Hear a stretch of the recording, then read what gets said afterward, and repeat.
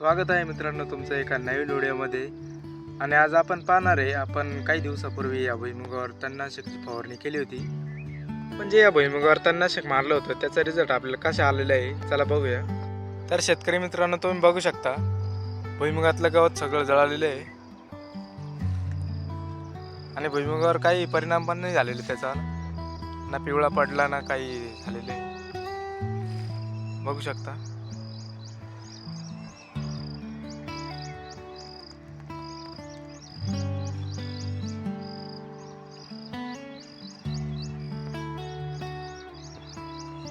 महत्त्वाचं सांगायचं म्हणजे तण जेव्हा आहे ना 3 पानावर असतं ना, तेव्हाच हे तणनाशक काम करतं, नाहीतर हे ना गवत तसेच राहतं बघा.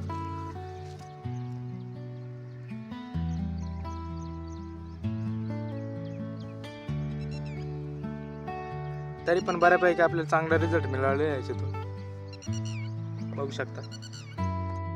याच्यावर आपण कोणत्याच दुसऱ्या प्रकारचं औषध काही वापरलेलं नाहीये. मागच्या व्हिडिओमध्ये तुम्ही पाहिलं किती जास्त प्रमाणात गवत होतं इथं आणि फवारणीनंतर काय परिणाम झाला हे बघू शकता. या भुईमुगात आपण आंतरपीक म्हणून हे तुरीचं पीक घेतलेलं आहे बघू शकता. तुरीचं आणि भुईमुगाचं तणनाशक एक असल्यामुळे त्याला काही अडचणी येत नाही. साधारणतः 6 फुटावर आपण तुरीची सरी घेतलेली आहे ही बघा.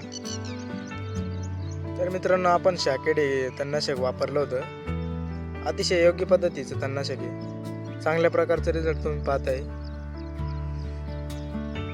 आपण पाहिलं तणनाशकचा रिझल्ट कसा आलेला आहे. व्हिडिओ आवडले असेल तर व्हिडिओ लाईक करा, कमेंट्स करा आणि अशाच माहितीपूर्ण व्हिडिओसाठी आपल्या चॅनलला सबस्क्राईब करा. धन्यवाद.